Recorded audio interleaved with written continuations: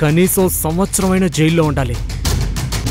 ఈ విశ్వతో పెట్టుకున్నందుకు వాడు నరకం అనుభవించాలి. వాడి నరకం నాకిక్కడ సుఖం. మీరేం వర్రీ అవ్వకండి సార్, నేనున్నాను కదా, అంతా నేను చూసుకుంటాను. సంతోషం. నేను కూడా చాలా సంతోషంగా ఉన్నాను. ఎందుకంటే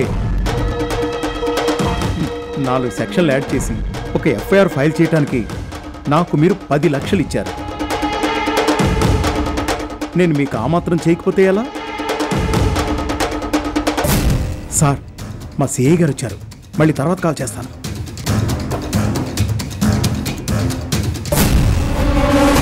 సార్,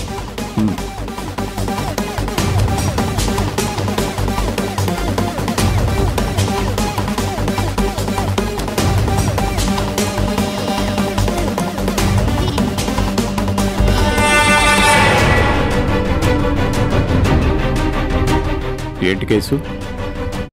సార్ సార్ అదేం లేదు సార్, నా పేరు రిషి సార్, మాది హైదరాబాద్. నా వైఫ్తో నేను ఈ సిటీకి హనీమూన్కి వచ్చాను సార్. నాకు ఎలాంటి సంబంధం లేదు సార్. అనవసరంగా నన్ను ఈ కేసులో ఇరికిస్తున్నారు. ప్లీజ్ సార్, మీరైనా నన్ను అర్థం చేసుకోండి. సార్, ఇతని మాటలు నమ్మకండి సార్. కంట్రోల్ రూమ్ నుండి ఇన్ఫర్మేషన్ రాగానే రైడ్కి వెళ్ళాం. అక్కడ రెడ్ హ్యాండెడ్గా దొరికాడు సార్. ఇతను చెప్పినట్టు హనీమూన్కే వస్తే రూమ్లో ఉండాలి, కానీ వేరే అమ్మాయితో వేరే రూమ్లో ఉన్నాడు సార్. అదే నాకు తెలియట్లేదు సార్. కావాలని నన్ను డ్రాప్ చేశారు. నువ్వు చెప్పేది నిజమని ఎలా నమ్మాలి?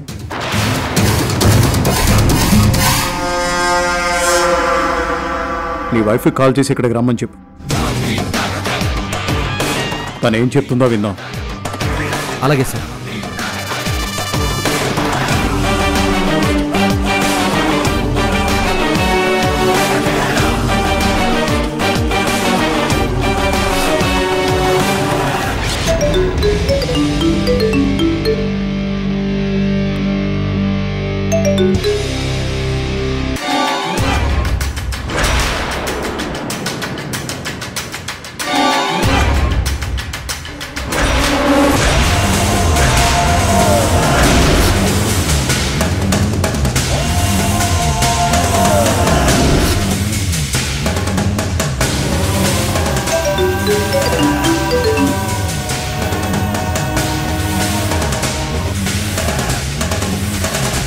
ఎందుకు మళ్ళీ మళ్ళీ కాల్ చేసి నన్ను చంపుతున్నావు?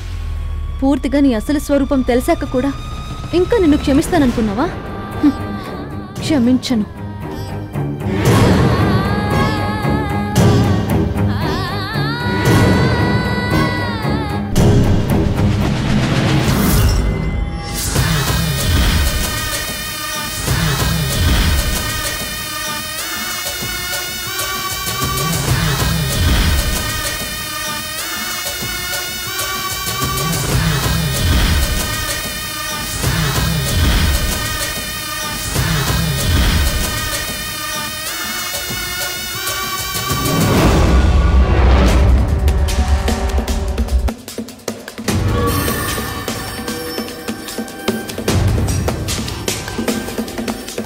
సరే సరే సరే సరే, ఏంటి హైదరాబాద్ బయలుదేరిపోతున్నావా? అంతేలే, సంతోష్ పెట్టాల్సిన భర్త ఇలా సగంలో వదిలేసి వెళ్తే నువ్వు మాత్రం ఏం చేస్తావు? రిషి ఎలాగూ నీకు అన్యాయం చేశాడు, కానీ నేను మాత్రం నీకెప్పుడు సాయం చేయాలని అనుకుంటాను. నేను కూడా హైదరాబాద్ బయలుదేరుతున్నాను, నువ్వు నాతో పాటు రా. సారీ విశ్వ, నేను రాలేను. అలా అనుకు సిరి, నేను నిన్ను ప్రేమించిన వాడిని.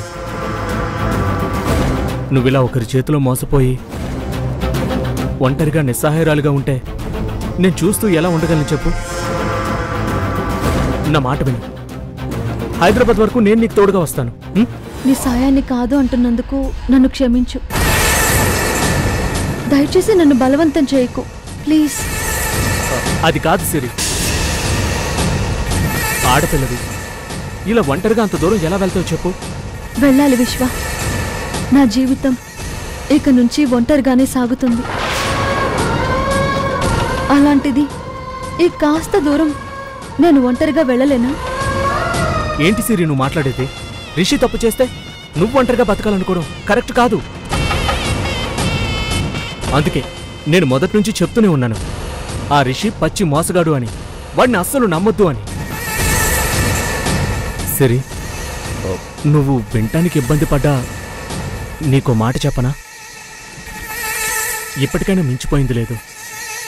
నా మాట విని రిషికి విడాకులిచ్చేయి. మనమిద్దరం పెళ్లి చేసుకుందాం.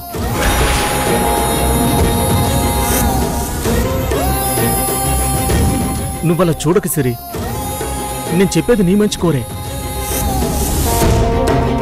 రిషి నిన్ను ఇంతలా బాధ పెడుతుంటే నేను చూసి తట్టుకోలేకపోతున్నాను. అందుకే అలా అన్నాను. నీకు నచ్చకపోతే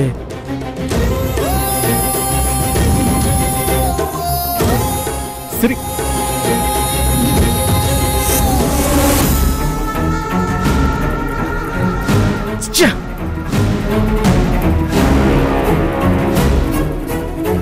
అనవసరంగా నోరు జారినట్టున్నానా? మంచి ఛాన్స్ మిస్ అయిపోయింది. సిరి వెళ్ళిపోవటం చూస్తుంటే కోట్ల కట్టలు నన్ను కాదని వెళ్ళిపోతున్నట్టుంది. అరే విశ్వ, ఎంత వెధవ పని చేసావురా!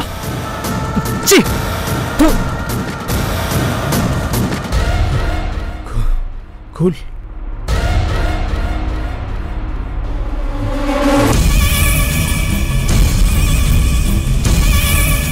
చేస్తా.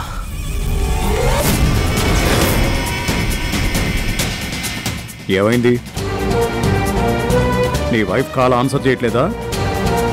ఆన్సర్ చేయట్లేదు సార్. ఆన్సర్ చేయట్లేదా? లేకపోతే నీకు ఎలాంటి ఆన్సర్ ఇవ్వాల్సిన అవసరం లేదని కట్ చేస్తుందా?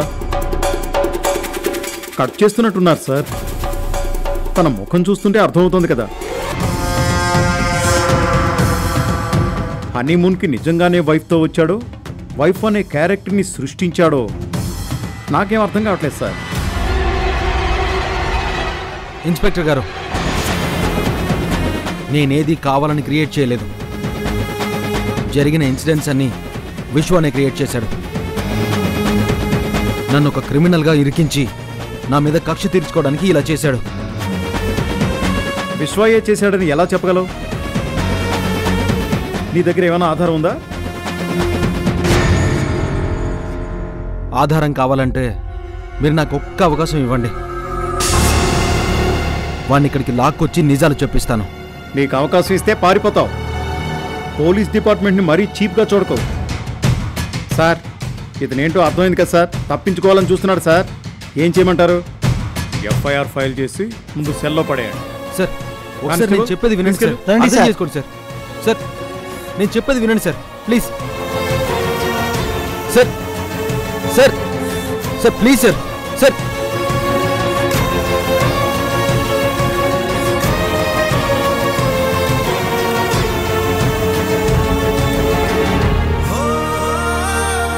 సిరి తప్పేం లేదు. భర్త హంతకుడైనా భార్య భరిస్తుందేమో కానీ మరో ఆడపిల్లతో ఉంటే ఏ అమ్మాయి భరించలేదు. ఆ విశ్వగాడి వల్ల నాకు మనశ్శాంతి లేకుండా పోతుంది. ముందు నేను ఇక్కడి నుంచి ఎలా బయటపడాలి?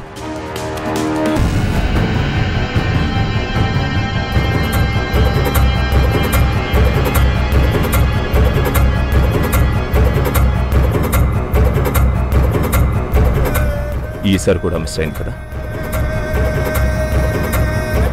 సిగ్గనిపించట్లేదా నీకు? సిగ్గుందా అసలు నీకు? నీళ్లు నవ్వులుతుంటేనే అర్థమవుతుంది చావు వార్త నువ్వు మోసుకురాలేదని. Shame on your part man, shame on your part. 25 ఏళ్లుగా నేనే పని అప్పచెప్పిన కసితో పూర్తి చేసేవాడివి.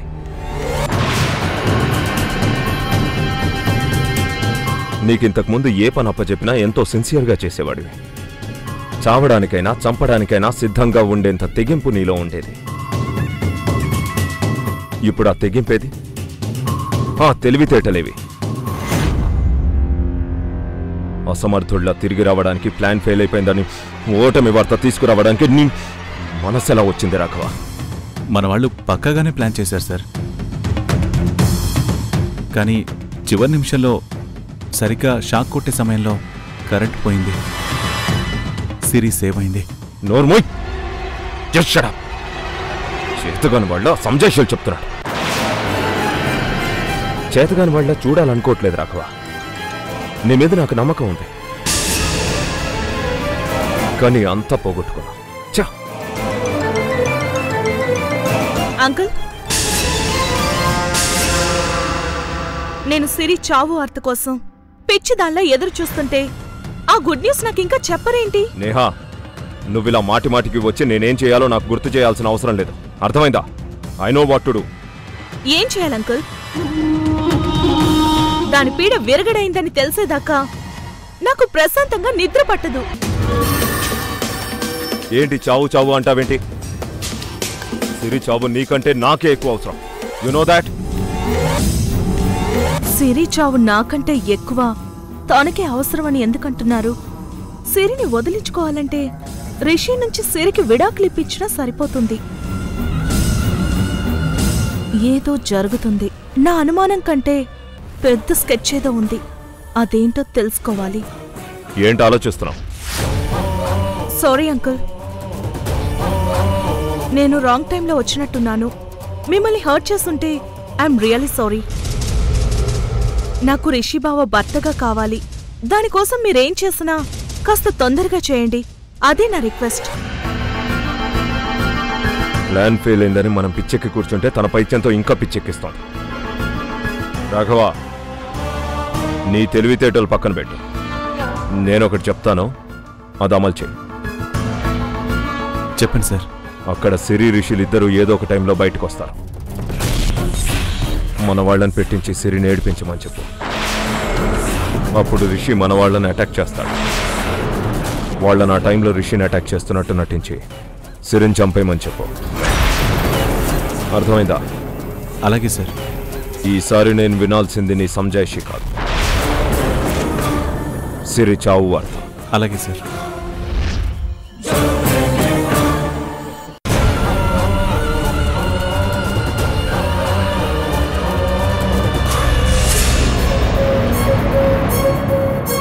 నీ చావు వార్త కోసం నేను ఇంతలా ఎదురు చూడాల్సి వస్తుంది అనుకోలేదు సిరి.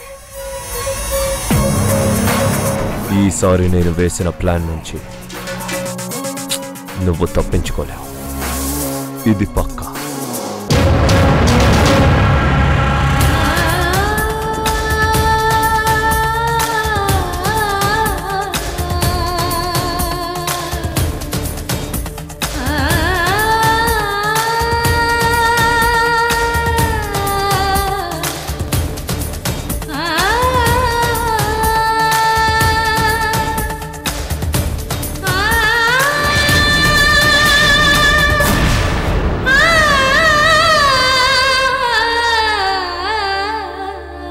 డ్రైవర్, కారాపండి. ఒక్క నిమిషం, ఇప్పుడే వస్తాను. అలాగే మేడం.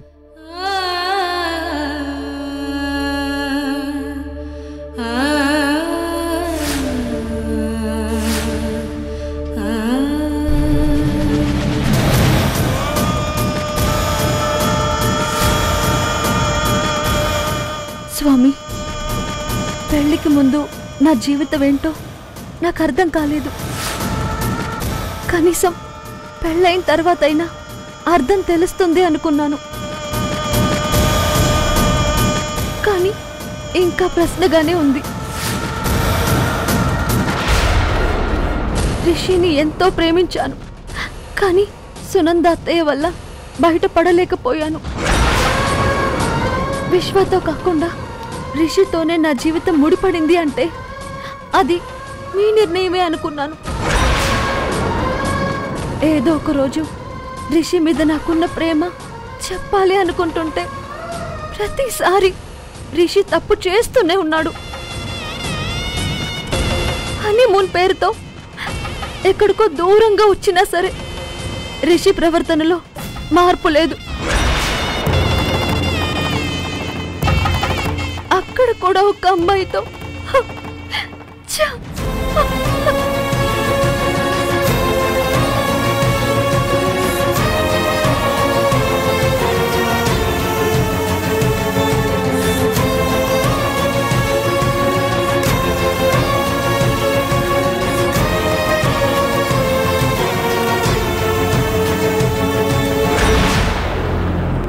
నా చుట్టూ ఎందరున్నా నేను ఒంటరిగా ఉన్నట్టు అనిపిస్తుంది. నరకంగా ఉంది. ఈ సమస్యకి నువ్వే ఒక దారి చూపించు స్వామి.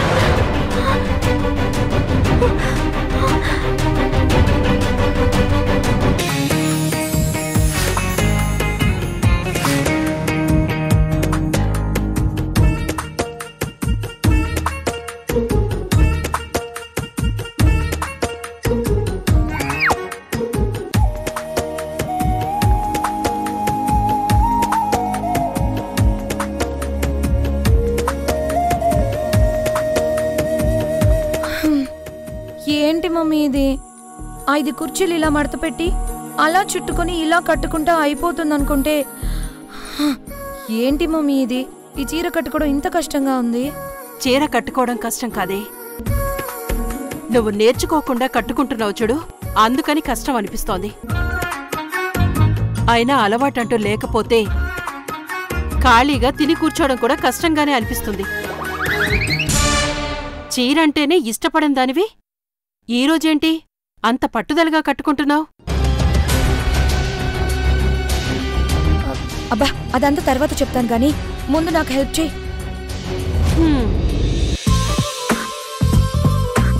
పోనీలే, ఇన్నాళ్లకైనా నీకు చీర కట్టుకోవాలనిపించింది. చాలా సంతోషం. అయినా చాలా రోజుల నుంచి నీకు చెప్తూనే ఉన్నాను, చీర కట్టుకోవడం, వంట చేయడం ఆడపిల్ల నేర్చుకోవాలి అని. కాని నువ్వేమో మగరాయిళ్ల ప్యాంట్లేసుకొని తిరుగుతావు. ఇదిగో పిన్ పెట్టు. అబ్బా, ఎందుకు మమ్మీ? స్కూల్ ప్రిన్సిపల్లా ఎప్పుడు క్లాస్ తీసుకుంటావు? నీకు కావాల్సింది నేను నేర్చుకోవడమే కదా, అది ఎప్పుడైతే ఏంటి, నీ ఇప్పుడు నేర్పించు. పౌరుషానికేం తక్కువ లేదు నీకు, నేర్పిస్తాను. అయినా నువ్వు మీ నాన్నగారు నా మాట ఎప్పుడైనా వింటే కదా. మీ మాటే చెల్లాలి, మీరే నెగ్గాలి, మేమే తగ్గాలి. నీ ముక్కుకి తాడు వేసేవాడొస్తే అప్పుడొస్తావు నువ్వు దారికి. ముక్కుకు తాడు కాదు, నా మెడలో తాళి కట్టేవాడి కోసమే వెళ్తున్నాను.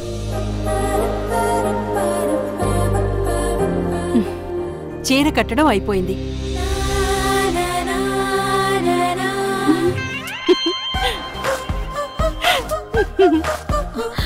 ఎందుకు మమ్మీ అలా నవ్వుతున్నావు? చీర నాకు బాలేదా? చీరకే చాలా బాగుంది. నువ్వు కట్టుకుంటే ఈ చీరకే అందం వచ్చింది. కానీ కానీ ఏంటి? చీర మనకి సూట్ అయితే సరిపోదు, మనం కూడా చీరకి సూట్ అవ్వాలి కదా. అంటే అంటే నేను నీకెలా చెప్పాలి?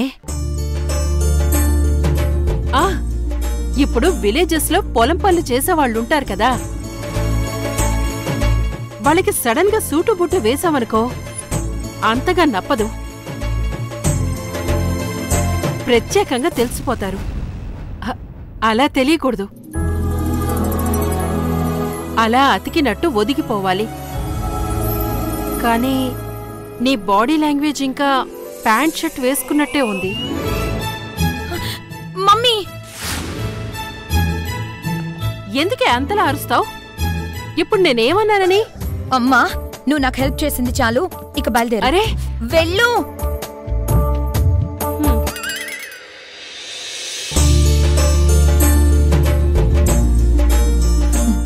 నాకు ఈ చీర చాలా బాగా సెట్ అయింది. ఈ చీర కూడా నేను బాగా సెట్ అయ్యాను. సిద్ధు నేను వచ్చేస్తున్నా.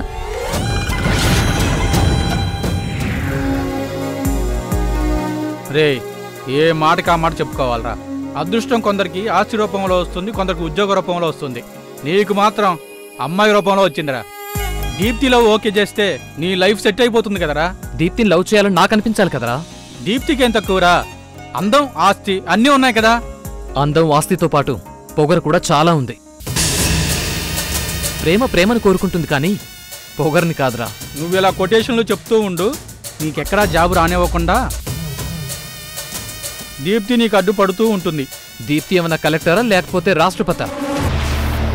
నాకొచ్చే అవకాశాన్ని పోగొట్టడానికి నా ప్లానింగ్ నాకుంది. నా గురించి నువ్వంత టెన్షన్ పడాల్సిన అవసరం లేదు, సరేనా? అరే సిద్ధు, దీప్తి ఆఫర్ని మిస్ చేసుకోవద్దురా. కామ్గా పెళ్లి చేసుకోరా.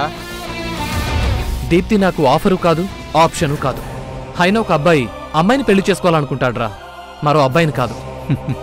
అయినా అలా కూడా బతకడానికి ఈ రోజుల్లో అబ్జెక్షన్ లేదనుకో. నేను మరీ అంత పర్వర్టెడ్ కాదురా.